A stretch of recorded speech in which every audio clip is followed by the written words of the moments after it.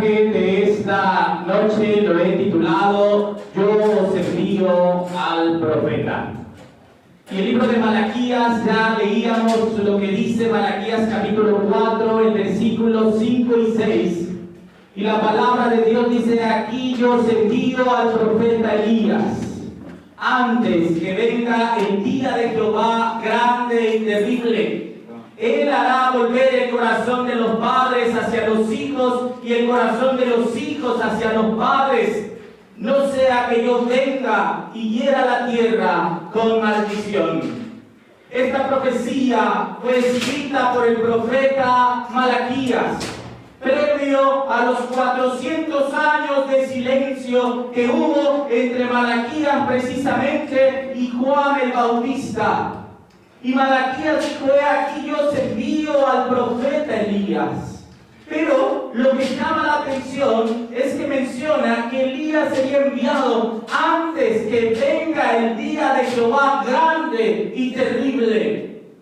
Y están de acuerdo conmigo que esta profecía tiene un doble cumplimiento, y que el día de Jehová grande y terrible, la Biblia se refiere a la segunda venida de nuestro Señor Jesucristo. Pero ¿por qué dice la palabra de Dios: he aquí yo os envío al profeta Elías? ¿Quién era Elías? ¿Por qué dice voy a enviar? ¿Por qué Dios dice voy a enviar otra vez al profeta Elías? Vamos a estudiar hoy la obra del primer Elías y su comparación con el último Elías. Y el día de mañana veremos la obra del segundo Elías y su contraparte del último Elías.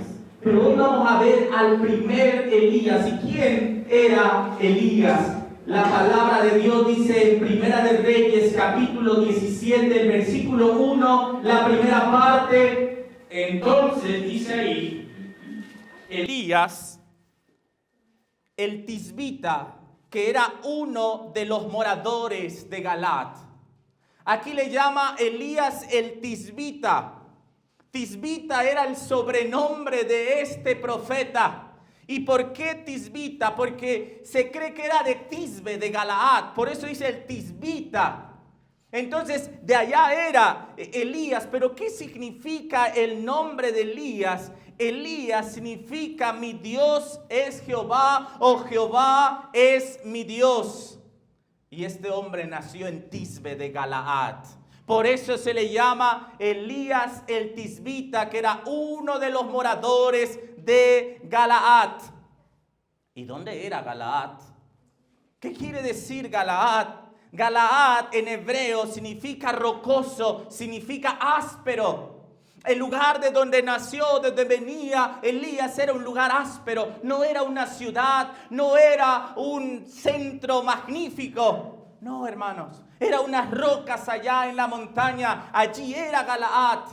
Y de ahí, de ese lugar, de ahí venía este profeta, este hombre llamado Elías el tisbita. Pero ¿qué pasó con él? Como mensajero escogido de Dios, Elías fue enviado al pueblo de Israel. Elías no fue llamado de una alta posición, hermanos, no fue llamado de arriba, no fue llamado de una ciudad famosa. No, él nació entre las montañas de Galaad al este del Jordán y vino de una nación donde se habían esparcido las abominaciones de los amalecitas. De ahí vino Elías, de ahí vino este hombre, el cual el profeta Malaquías dice que Elías vendrá otra vez. Vamos a ver qué pasó con este hombre Elías, o qué estaba sucediendo, cómo era Elías. El libro de Santiago 5:17 nos dice cómo era Elías. Elías era un hombre sujeto a pasiones semejantes a las nuestras. ¿Qué dice la palabra de Dios? Que Elías era un hombre como tú y como yo.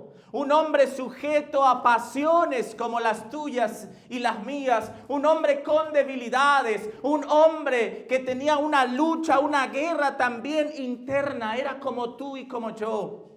A veces pensamos que los profetas eran hombres superiores.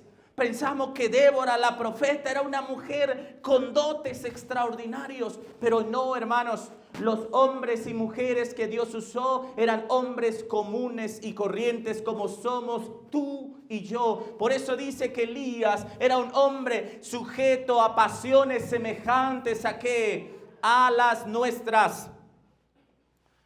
Y la obra del primer Elías se describe de esta manera en Primera de Reyes capítulo 17, el versículo 1. Entonces Elías Tisbita, que era de los moradores de Galaad, dijo a Acab: vive Jehová, el Dios de Israel, en cuya presencia estoy, que no habrá lluvia ni rocío en estos años, sino por mi palabra.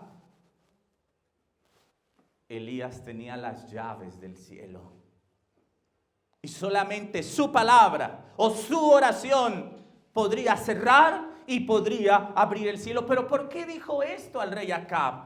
¿En qué contexto vivió el profeta Elías? ¿Por qué dijo no habrá lluvia, no habrá rocío, sino por mi palabra? Un poco de contexto. Y no voy a leerlo todo, pero en Primera de Reyes capítulo 16, versículo 19 al 34, nos habla de la condición del tiempo en el cual vivió Elías.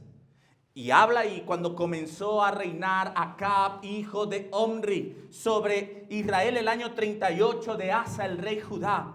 Y dice el 30, y reinó Acab, hijo de Omri, sobre Israel en Samaria 22 años. Y Acab, hijo de Omri, hizo lo malo ante los ojos de Jehová, más que todos los que reinaron antes de él. ¿Cómo fue el reinado de Acab? Dice la palabra de Dios que ese hombre hizo lo malo ante los ojos de Jehová, más que todos los que reinaron antes de él. Y el versículo 32... sí, bueno, leo el 31, porque le fue cosa ligera andar en los pecados de Jeroboam. El 32, e hizo altar a Baal en el templo de Baal que él edificó en Samaria. Hizo también Acab una imagen acera. La Biblia describe que el tiempo en el cual reinó Acab, hermanos, fue un tiempo de tremenda apostasía, donde adoraban a Baal, donde adoraban a Acera. Y él puso esa imagen, puso templos a estos dioses. Y dice la palabra de Dios que la depravación y que hizo lo malo más que todos los que reinaron antes que él. Similar al tiempo en el cual estamos viviendo, el mundo se ha separado tanto de Dios y ha encontrado tantos dioses y tantas diferentes formas de adorar, que hermanos, la apostasía está por donde quiera. Y ahora no adora el mundo a Baal ni a Astarte, se adora a sí mismo. Y si tú te sientes mujer, siendo hombre puedes ser mujer. Me encontraba en esta semana, bueno, en este mes que estuvimos aquí colportando, un hombre que me decía, bueno, empezó a hablar del amor y todo eso. Y claro, bueno, nosotros creemos que el amor es bueno y la Biblia dice que el cumplimiento de la ley es el amor. Pero él empezó a decirme que Dios somos nosotros. Dice, tú eres Dios y somos tres, cuerpo, alma y espíritu. Ahí está el Padre, el Hijo, el Espíritu Santo. Tú eres Dios. Le digo, tenga cuidado, porque lo mismo le dijo la serpiente a Eva.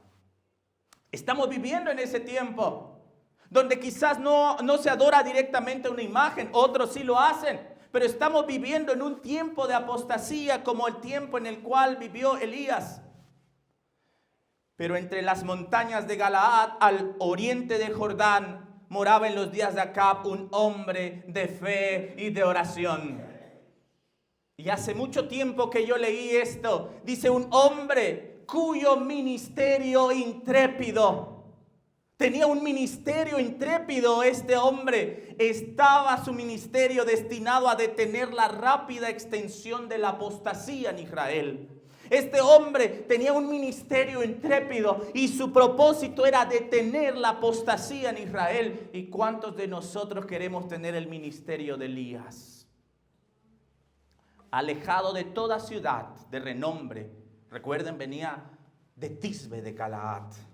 No una ciudad de renombre, no una ciudad famosa, pero allá alejado de toda ciudad de renombre y sin ocupar un puesto elevado en la vida, Elías el tisbita inició sin embargo su misión, confiando en el propósito que Dios tenía de preparar el camino delante de él y darle abundante éxito. La palabra de fe y de poder estaba en sus labios y consagraba toda su vida a la obra de reforma. La suya era la voz de quien clama en el desierto para reprender el pecado y rechazar la marea del mal. Esta era la voz de Elías. Con ese ministerio intrépido reprendía el pecado y estaba destinado a frenar la apostasía que había en el pueblo de Dios. Ese ministerio realizó Elías. Pero ¿por qué Elías dijo: vive Jehová, que no habrá lluvia ni rocío sino por mi palabra? El pueblo de Israel adoraba a Baal. Y mientras Elías veía a Israel hundirse cada vez más en la idolatría, su alma se angustiaba y se despertó su indignación.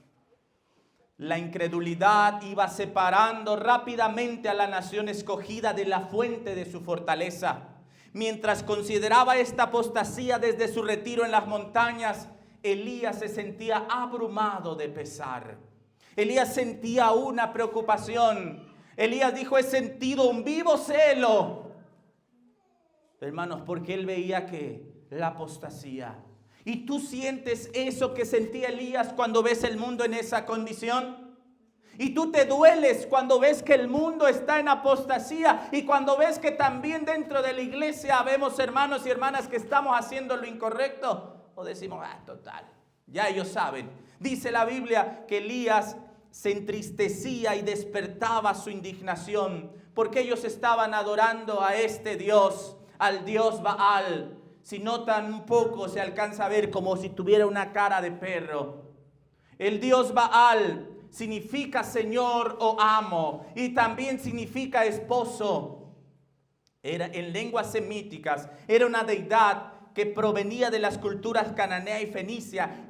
Escuchen, ¿por qué Elías dijo: vive Jehová, que no habrá lluvia ni rocío sino por mi palabra? Porque a ese Dios se le atribuía que era el Dios de la lluvia y de las tempestades, del trueno y de la fertilidad.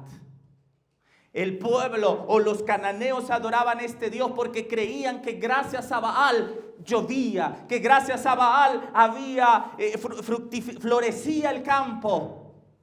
Eso creían ellos, el Dios de la fertilidad.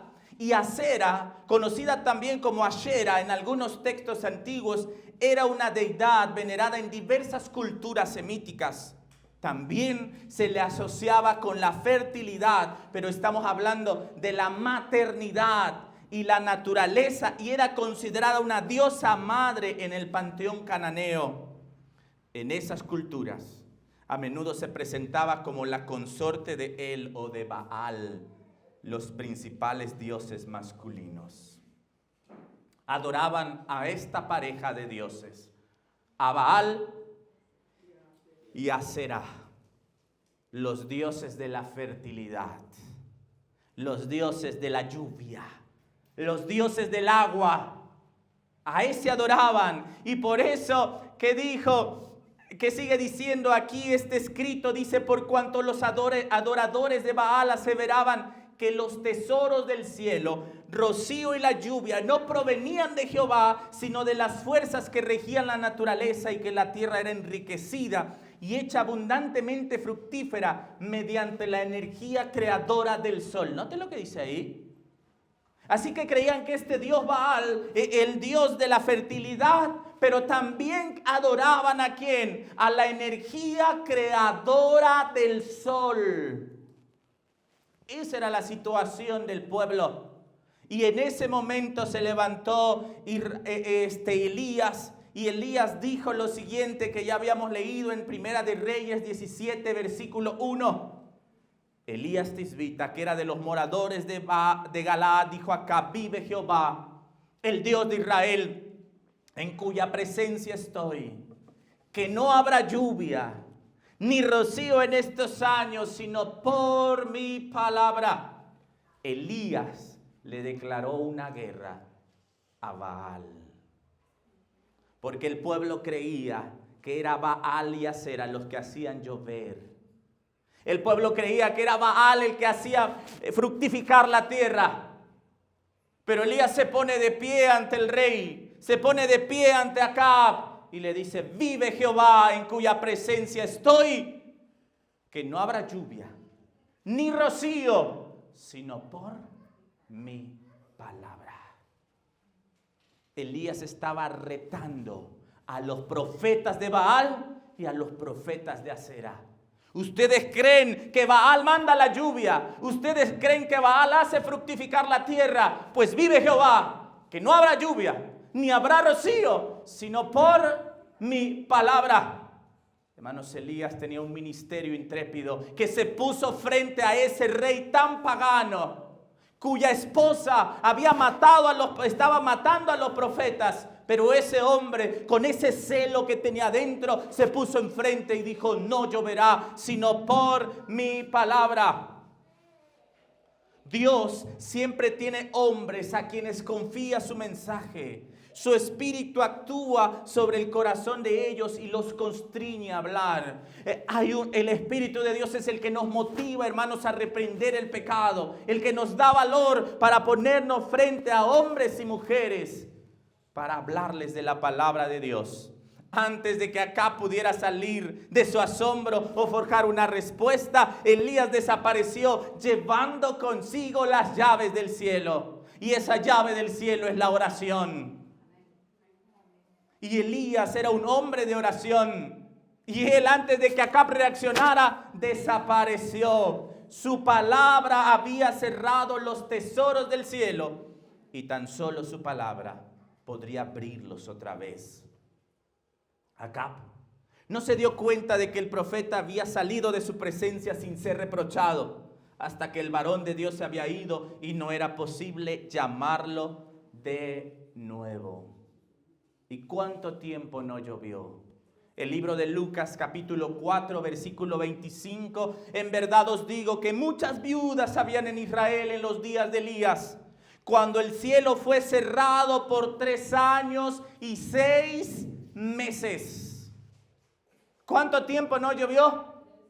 3 años y medio el cielo estuvo cerrado. Y Santiago 5:17, ya lo habíamos leído, también dice: oró fervientemente para que no lloviese, y no llovió sobre la tierra por 3 años y 6 meses.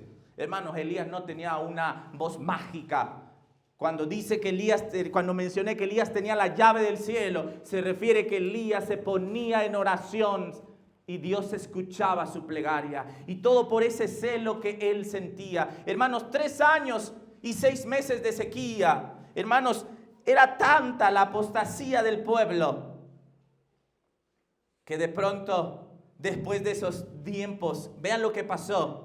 Pasados muchos días vino palabra de Jehová a Elías en el 3er año, diciendo: ve y muéstrate a Acab, y yo haré llover sobre la faz de la tierra. 3 años y medio. ¿Qué hacían los profetas de Baal? ¿Por qué el pueblo no clamaba a Dios? ¿Por qué el pueblo seguía adorando a Baal? No hay un registro más que aquella viuda que le dio de comer al profeta de otra nación, de otro pueblo, creyó en Dios. Pero los del pueblo seguían adorando a sus dioses. Pero llegó el momento en que nuevamente Dios le dice a Elías: preséntate ante el rey. Hermanos, lo andaban buscando. Lo andaban buscando. Y Elías estaba escondido. Pero Dios le dijo: ve y preséntate al rey. ¿Y qué sucedió? Cuando Acab, dice Primera de Reyes 18:7, cuando Acab vio a Elías, le hizo una pregunta. ¿Y qué pregunta le hizo Acab a Elías? ¿Eres tú el que turba a Israel? El rey estaba culpando a Elías de la sequía. El rey estaba culpando a Elías de la calamidad que estaba pasando en ese lugar. Y lo mismo va a pasar en los últimos días. Cuando vengan calamidades sobre esta tierra, el mundo va a culpar ¿a quiénes? A los que guardan el día de Dios. Y cuando Acab vio a Elías, le dijo, eres tú el que turba a Israel. Pero ¿por qué no había llovido? ¿Por culpa del profeta? Quiero que leamos lo que dice Deuteronomio 28, 15 al 16. La palabra de Dios dice, pero acontecerá, 28, 15 al 19, pero acontecerá, si no oyere la voz de Jehová tu Dios para procurar cumplir todos sus mandamientos y sus estatutos que yo te intimo hoy, que vendrán sobre ti todas estas maldiciones y te alcanzarán.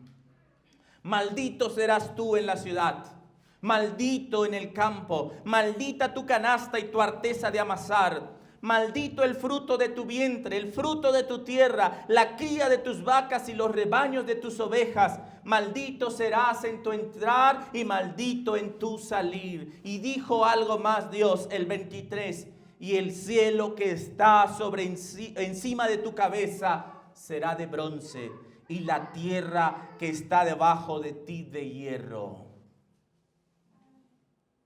Un cielo de bronce, un cielo sin nubes, iba a ser el resultado del pecado. Dios le había dicho por medio del profeta Elías a su pueblo que si se apartaban de su ley, que si se iban tras dioses ajenos, el cielo se iba a convertir un cielo de bronce. Y la tierra, dice, tierra de hierro, caliente, hermanos. Y la sequía, hermanos, estaba cundiendo por todas partes. Pero ahí estaba Elías frente a ese rey Acab, ese rey apóstata, el cual lo estaba señalando diciéndole, eres tú el que turba a Israel. ¿Y qué contestó el profeta? Primera de Reyes 18, 18 al 19. Y él respondió, yo no he turbado a Israel, sino tú y tu casa y la casa de tu padre, dejando los mandamientos de Jehová y siguiendo a los Baales. Ahí tenemos a ese hombre intrépido, que ahí de pie ante ese rey, cuya esposa los estaba buscando para matarlo, él se pone de pie y dijo, no, yo no soy, eres tú el que ha turbado a Israel. Y le dijo otro reto. Hace 3 años y medio reté a los profetas que no llovería. Y ahora le dijo el 19, envía pues ahora y congrégame a todo Israel en el monte Carmelo. Y los 450 profetas de Baal y los 400 profetas de Acera que comen a la mesa de Jezabel. Esa fue la orden. Congrégame a todo el pueblo. El profeta, como mensajero de Dios, ha reprendido los pecados del pueblo, denunciándole los juicios de Dios a causa de su maldad.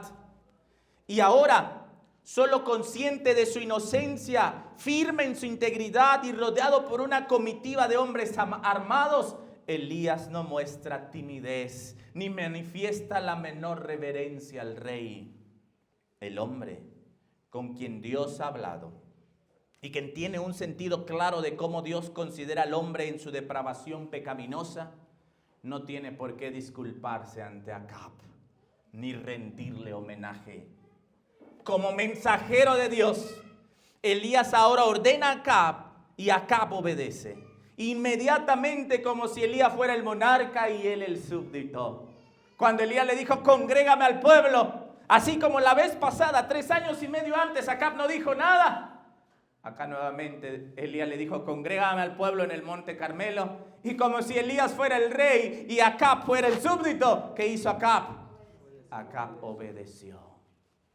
Acab obedeció. ¿Y qué sucedió en la historia? El pueblo, hermanos, se reúne en el monte Carmelo. Y Primera de Reyes, capítulo 18, versículos 20 al 21. Entonces Acab, el obediente rey, convocó a todos los hijos de Israel y reunió a los profetas en el monte Carmelo. Y ahí estaba todo el pueblo. Ahí estaban aquellos 850 profetas. Y ahí estaba un hombre, ese hombre de oración, ese hombre ahí estaba de pie, ese hombre de Dios, e hizo una pregunta, el 21, y acercándose Elías a todo el pueblo dijo, ¿hasta cuándo claudicaréis vosotros entre dos pensamientos. Si Jehová es Dios, seguidle. Y si Baal, id en pos de él. ¿Y qué dice? Y el pueblo no respondió palabra. ¿Por qué Elías escogió el monte Carmelo? Porque en ese monte estaba la estatua de Baal. Porque en ese monte se habían erigido altares para la adoración pagana. Y era una montaña sobresaliente a la vista de toda la ciudad, a la vista de todo el reino. Y ahora ahí estaba el profeta rodeado de aquellos hombres y de todo el pueblo. Dios había sido deshonrado en forma notable por la adoración idólatra. Y ahí se llevaba a cabo. Elías escogió ese lugar como el más conspicuo para exhibir el poder de Dios y vincular su honor. Hermano, fue de día, a plena luz del día y a la vista de todos. Cuando Elías hace la pregunta, ¿hasta cuándo claudicaréis entre dos pensamientos? Ni un alma se atrevió a decir una sola palabra, ni el rey apóstata se atrevió a contestar la pregunta. Pero ahí estaba ese hombre, ese profeta de Dios. ¡Qué engaño asombroso y qué terrible ceguedad había cubierto a Israel como un oscuro manto! Hermanos, 3 años y medio adorando a Baal, el Dios de la lluvia, y su Dios no les contestaba con lluvia. Se había secado todo, se había acabado el alimento, pero el pueblo, cuando se les preguntó su decisión, el pueblo no respondió palabra. Esta ceguera y apostasía no los había rodeado repentinamente. Habían descendido gradualmente sobre ellos al no prestar atención al mensaje de reprensión y advertencia que el Señor les había enviado a causa de su orgullo y pecados. Y ahora, en esta terrible crisis, en la presencia de los sacerdotes idólatras y el rey apóstata, permanecían neutrales. Si Dios aborrece un pecado más que otro, del cual su pueblo es culpable, es el no hacer nada en caso de una emergencia. ¿Qué dice? Que si Dios aborrece un pecado más que otro, es cuando en caso de una emergencia no hacemos ¿qué? Hermanos, si ahorita hay una emergencia, el mundo está perdiéndose en apostasía y nosotros, bien, gracias. Que prediquen los pastores, que vayan los colportores y yo estoy bien aquí. Dios aborrece un pecado más que otro del cual su pueblo es culpable. Es el de no hacer nada en caso de una emergencia. No se alcanza a ver ahí, pero dice la indiferencia y la neutralidad en una crisis religiosa son consideradas por Dios como un grave delito, igual al peor tipo de hostilidad contra Dios. Y el pueblo no respondió palabra. Jesús dijo, el que no es conmigo, ¿qué dijo? Contra mí es. Hermanos, en esto no podemos estar neutrales. O somos o no somos. No puedo yo estar a medias. No puedo ser cristiano a medias. No puedo ser reformista a medias. No puedo ser adventista a medias. Dios dice, por cuando eres tibio y no frío ni caliente, te vomitaré de mi boca. ¿Y qué somos nosotros? ¿De qué lado estamos? ¿Cómo estamos viviendo? Y ahí estaba el pueblo. ¿Y qué dijo el profeta? Primera de Reyes 18, 22 al 24.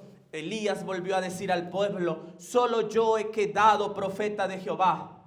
Mas de los profetas de Baal hay 450 hombres. Y él hace otro reto, dénsenos pues 2 bueyes y escojan ellos uno y córtenlo en pedazos y pónganlo sobre la leña, pero no pongan fuego debajo. Y yo prepararé otro buey y lo pondré sobre la leña y ningún fuego pondré debajo. Invocad luego vosotros el nombre de vuestros dioses y yo invocaré el nombre de Jehová, y el Dios que respondiere por medio de fuego, ese sea Dios. Y el pueblo respondió diciendo, bien dicho. ¿Por qué habló ahora? Porque confiaba en su profeta. porque confiaba en Baal. Y dijo, bien dicho. El pueblo no se atreve a eludir la respuesta. Ahí estaba el reto puesto. Ahí estaba ese hombre solo, rodeado de 450 leones que estaban dispuestos a acabar con él. Pero ni siquiera ellos se atreven a decir, no, no le entramos. Estaban ahí. Era el honor de Baal versus el honor de Dios. Era el nombre de Jehová o el nombre de Baal. Y dijo el Dios que responda con fuego.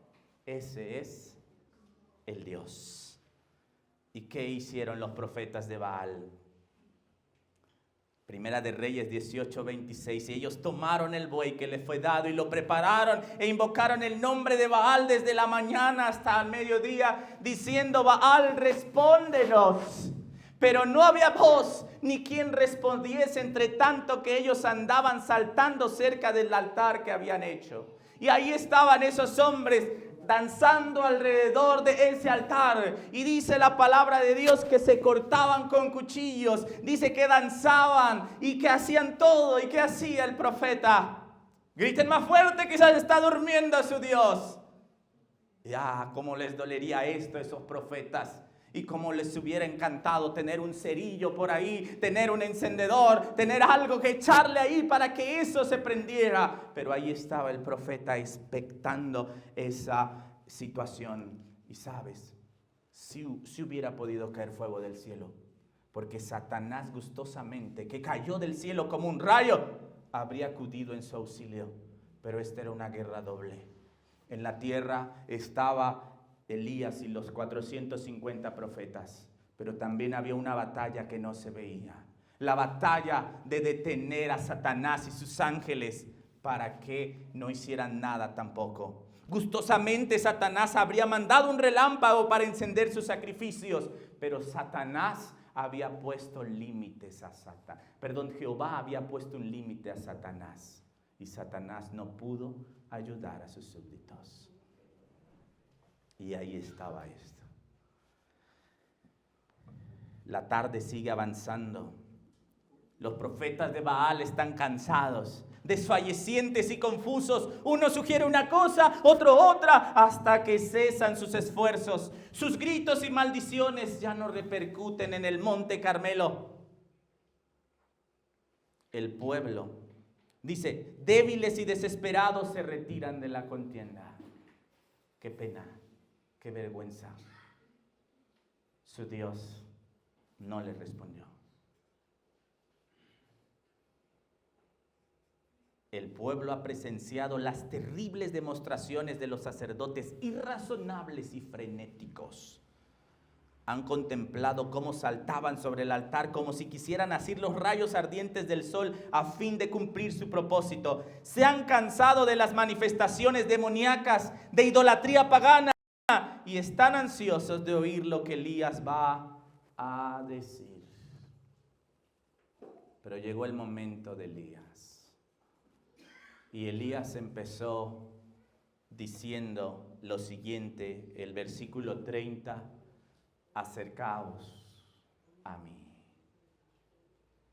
Y todo el pueblo se acercó y Elías hizo algo.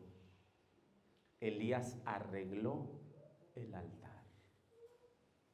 El altar de Baal era de lujo. Si hubiera podido ser de oro, las mejores piedras, los mejores adornos. Pero el altar de Jehová estaba hecho pedazos. Y Elías tenía que hacer un doble trabajo. Y Elías pidió que el pueblo se acercara y se puso él con sus manos. Se puso a levantar el altar que estaba arruinado. Hermanos, ¿cuántos de nosotros no tendremos nuestro altar arruinado? Porque ya no hacemos cultos matutino y vespertino. Porque ya no leemos la Biblia. Porque ya no abrimos la lección de escuela sabática. Porque no tenemos el calzado de predicar el evangelio. ¿Cuántos de nosotros tenemos ese altar arruinado? Hermanos, si necesitamos levantar nuestro altar, necesitamos reconstruir ese altar que está haciéndose pedazos. Y quizás nos preocupamos por la casa, por el trabajo, pero nuestra vida espiritual poco a poco se va muriendo. Y el altar estaba así. A veces ya no asistimos a los cultos. Hubo una semana de conferencias, hermanos, y había más de las visitas de los colportores que los de la propia iglesia. ¿Cómo está nuestro altar? Hermanos, ¿cómo está la reforma pro salud en el vestuario y en la alimentación? ¿Cómo estamos? Elías tuvo que reconstruir ese altar que estaba arruinado. 3 años y medio había pasado sin llover y no había uno quizás que haya ido a preocuparse por ver el altar de Jehová, porque estaban adorando a Baal. Los altares de Baal están todos preparados, pero él se dirige al altar derribado de Dios, que para él es más sagrado y precioso que sus feas ruinas, en sus feas ruinas, que todos los magníficos altares a Baal. ¿Y qué hizo Elías? Primera de Reyes 18:31. Y tomando Elías 12 piedras, conforme al número de las tribus de Jacob, al cual había sido dado palabra de Jehová, diciendo: Israel será tu nombre. 12 piedras, y aquí voy a ir más rápido. ¿Qué representan esas 12 piedras? Esas 12 piedras, cada una de las tribus de Israel. Y esto nos apunta también a este tiempo, cuando el libro de Apocalipsis capítulo 7 versículo 14 habla de los 144,000 sellados de las tribus de Israel. El Israel espiritual al cual tú y yo tenemos que pertenecer. Eso apunta a eso. Hizo esas 12 piedras ahí. Pero dice, ¿qué más, hermanos? Dice el 32: edificó con las piedras un altar en el nombre de Jehová e hizo una zanja alrededor del altar. Hermanos, aquí se iba a vindicar la verdad. ¿Quién era el Dios? Pero para que la verdad sea vindicada, para que la verdad salga a flote, hay que cavar una zanja. Y la zanja está en Juan 5:39, que dice: escudriñad las escrituras. Y el libro de Proverbios 3 dice: si le escudriñares como a tesoros, si como a la plata la buscares. Hermano, pero ¿cómo está nuestra lectura de la Biblia? ¿Cómo está nuestro estudio de la palabra de Dios? Juan 17:17 dice: santifícalos en tu verdad, tu palabra es que es la verdad. Pero tenemos que cavar una zanja. Si tú quieres que tu altar, de tu familia, de tu hogar, de la iglesia, de todo el altar a Jehová esté de pie, tenemos que cavar esa zanja alrededor de la palabra de Dios. Y tenía 2 medidas de grano. Y el libro de Apocalipsis 11:3-4 menciona los 2 testigos, que no lo voy a explicar ahí, pero es el Antiguo y el Nuevo Testamento. Y tenemos que cavar, porque dice que en esa zanja cabían 2 medidas de grano. Y aquí tenemos el Antiguo y el Nuevo Testamento. Y también la ley de Dios fue dada en 2 tablas de piedra. Si tú quieres que tu altar de tu familia, que tu casa, que tu hogar, que tu iglesia ande bien, hermanos, hay que cavar en la palabra de Dios.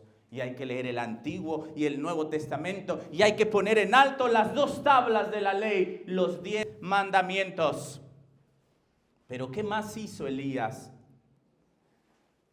El 33, preparó luego la leña y cortó el buey en pedazos y lo puso sobre la leña. ¿Qué quiere decir la leña en la Biblia?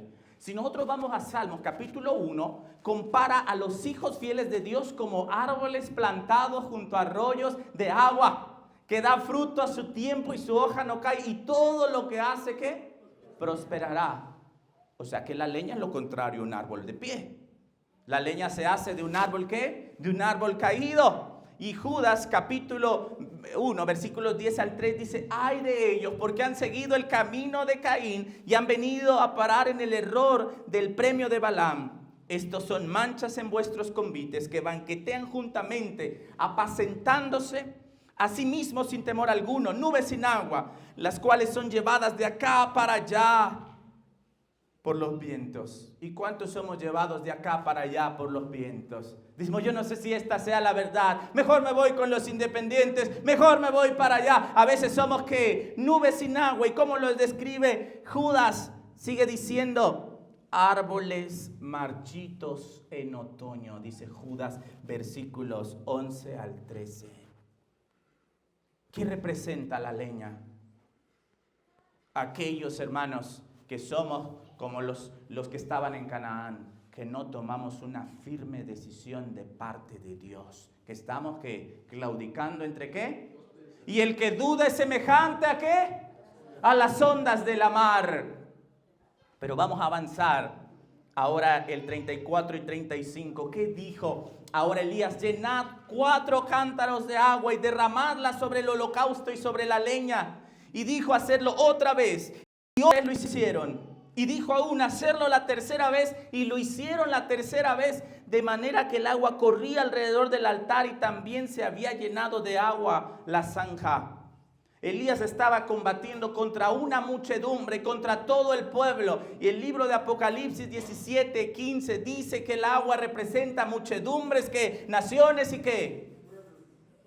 Pero hay algo que no permite que avance la verdad y es la multitud, hermanos. La muchedumbre del mundo a veces no permite que la verdad avance. Pero Cantares capítulo 8 versículo 7 dice, las muchas aguas no podrán apagar el amor, ni lo ahogarán ¿qué? Los ríos. Y Elías puso agua en ese altar para demostrar que aunque el mundo esté en contra de Dios, el poder de Dios no se detiene. Avancemos. La oración de Elías en contraste con la de los sacerdotes de Baal. El versículo 36 al 37. Cuando llegó la hora de ofrecerse el holocausto, se acercó el profeta Elías y dijo, Elías no fue danzando, Elías no fue brincando, Elías no fue con ruido y con sonido, no, Elías fue con reverencia ante el altar. Y el mundo en la actualidad quiere adorar a Dios brincando, danzando, con música. Pero Elías fue ante el altar de Dios con reverencia. Y dijo así, Jehová, Dios de Abraham, de Isaac y de Jacob, sea hoy manifiesto que tú eres Dios en Israel y que yo soy tu siervo y que por mandato tuyo he hecho todas estas cosas. Responde Jehová, respóndeme, para que conozca este pueblo que tú, oh Jehová, eres el Dios y que tú vuelves a ti el corazón de ellos. Así que aquí tienen a ese hombre. En medio de la multitud, ahora silencio, se pone de rodillas y alza sus manos a Dios y dice, Jehová, respóndeme, respóndeme. Y todos sabemos lo que sucedió en ese momento. La palabra de Dios dice en el versículo 38, entonces cayó fuego de Jehová y consumió el holocausto, la leña, las piedras y el polvo, y aún lamió el agua que estaba en la zanja. Y ese monte que se veía a lo lejos quedó iluminado por esa luz del cielo. Pero yo quiero que pienses en esto. Dice que ese fuego consumió no solamente el buey que estaba ahí, consumió el holocausto, consumió la leña. ¿Alguien de aquí es leña? Consumió las piedras. ¿Alguien de aquí es piedra? Consumió el polvo. ¿Alguien de aquí es polvo? Y consumió el agua que estaba en la zanja. ¿Y qué representan estas cosas? Ya habíamos visto un poco eso, pero aquí tenemos esta gráfica, el fuego. ¿Qué representa el fuego? El libro de Hechos capítulo 2, versículos 3 y 4 dice, y les aparecieron lenguas repartidas como de fuego. ¿Qué representa el fuego en la palabra de Dios? El derramamiento del Espíritu Santo. Pero la piedra, hermanos, Ezequiel capítulo 11, versículo 19 dice, y les daré un corazón de qué? Un corazón y un espíritu nuevo pondré dentro de ellos y quitaré el corazón de qué? El día de ayer el pastor Rubén nos hablaba de la lluvia tardía. Pero antes de que venga la lluvia tardía tiene que venir la lluvia temprana. Pero esto tiene doble aplicación. Entendemos la lluvia tardía como el derramamiento del Espíritu Santo, la etapa final del pueblo de Dios en la predicación. Pero para que tú y yo podamos recibir el Espíritu Santo, primero tiene que haber la lluvia temprana en mi vida. ¿Y qué es la lluvia temprana? Es lo que quebranta mi corazón de carne y me da, de piedra, y me da un corazón de carne. Es la transformación de mi vida, hermano, porque si tú y yo no hemos permitido que Dios nos restaure, que Dios nos cambie, no creas que va a venir el Espíritu Santo sobre ti. Así que necesitamos ese fuego del Espíritu Santo, hermanos, que deshaga las piedras de nuestro corazón. Necesitamos ese fuego, hermanos, que transforme nuestra vida. Necesitamos esa justicia de Cristo que abate en el polvo la gloria del hombre y hace por el hombre lo que el hombre no puede hacer por sí mismo. ¿Cuánto necesitamos ese fuego? ¿Cuántos deseamos ese fuego del cielo? Y dice que ese fuego consumió el polvo y la tierra. Y hay un poder que salió de la tierra. Apocalipsis 13:11 dice: después vi otra bestia que subía de la tierra y tenía 2 cuernos semejantes a los de un cordero, pero hablaba como dragón. ¿Y quién es esa bestia? ¿Quién es la imagen de la bestia? Que surge del polvo, Estados Unidos, y la imagen de la bestia es el protestantismo apóstata. Cuando la religión tienda una mano con el poder político, entonces se formará la imagen de la bestia. Pero cuando venga el Espíritu Santo, cuando se derrame el Espíritu Santo, seremos llenos de ese poder, y a pesar de las amenazas que vamos a tener como tuvo Elías, el poder de Dios nos dará la fuerza para predicar la verdad. Y ese polvo, esa nación que nació del polvo, también desaparecerá. Y el agua, las muchas aguas que has visto donde la ramera se sienta, son pueblos, muchedumbres, naciones y lenguas. Y vamos a ir concluyendo. Hubo fuego en el Monte Carmelo. Y llegará el momento en que también habrá fuego a la vista de todos. El libro de Apocalipsis, capítulo 18, versículos 1 al 3. Después de esto, vi a otro ángel descender del cielo con gran poder, y la tierra fue alumbrada con su gloria. Llegará un momento, hermanos, donde el mundo tendrá que decidirse si adora a Baal o si adora a Dios. Llegará un momento donde el mundo tendrá que tomar una decisión. Pero ¿dónde están los Elías que van a predicar la verdad? ¿Dónde están los Elías que están de pie ante la apostasía del mundo y dirán: ¿de qué lado estás? Y el mundo se va a dividir en 2 grupos: los que adoran a Baal, los que adoran el sol en el día domingo, y los que adoran a Dios, poniendo en alto el 4º mandamiento del sábado. Y el Espíritu Santo, ese fuego que descenderá, vendrá como una luz con gran poder, y la tierra será alumbrada con la gloria de Dios.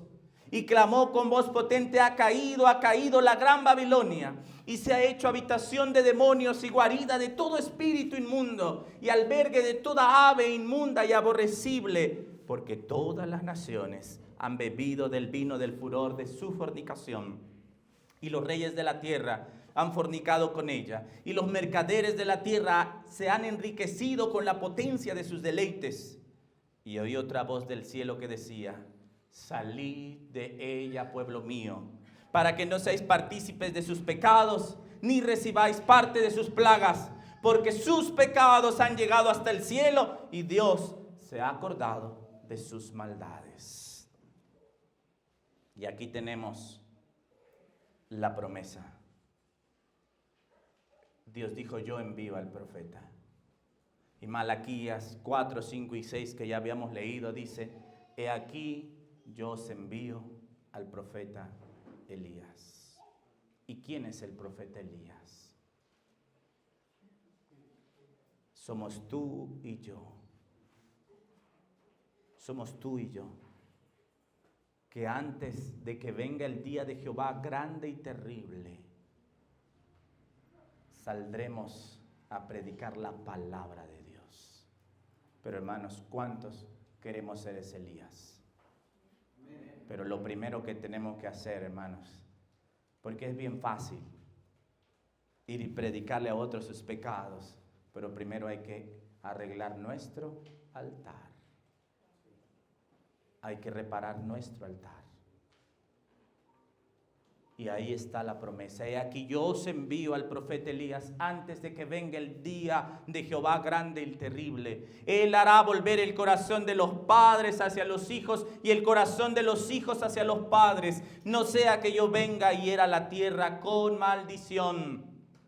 Isaías capítulo 43 al 5 dice: una voz proclama, preparen en el desierto el camino del Señor, tracen en él la estepa y un sendero para nuestro Dios, que se rellenen todos los valles y se aplanen todas las montañas y colinas, que las quebradas se conviertan en llanuras y los terrenos escarpados en planicies. Entonces se revelará la gloria del Señor y todos los hombres la verán juntamente, porque ha hablado la boca del Señor. Tenemos que reparar, hermanos, los portillos. Y cuando nosotros seamos esos reparadores de portillos, la gloria de Jehová se va a manifestar. En esta época, precisamente antes de la segunda venida de Cristo en las nubes del cielo, Dios necesita hombres que preparen un pueblo para que esté de pie en el gran día del Señor. ¿Y cuántos queremos ser esos hombres y mujeres? En este tiempo de apostasía casi universal, Dios exige que sus mensajeros proclamen su ley con el espíritu y el poder de Elías. Elías fue ante Acab. Y Elías, aunque estaba solo, rodeado de aquellos profetas, Elías se mantuvo firme, porque él confiaba en ¿qué? Él confiaba en Dios. Necesitamos, hermanos, pedirle a Dios de su Espíritu Santo para que Él nos haga esos Elías, esos hombres y mujeres con ese valor, con esa fuerza, pero lo requerimos. ¿Quieres tú ser Elías? ¿Quieres tú tener el ministerio de Elías? Hermanos, está la promesa. Yo os envío al profeta Elías. El día de mañana veremos el segundo Elías y su comparación con cada uno y nosotros. Que el Señor les bendiga. Amén.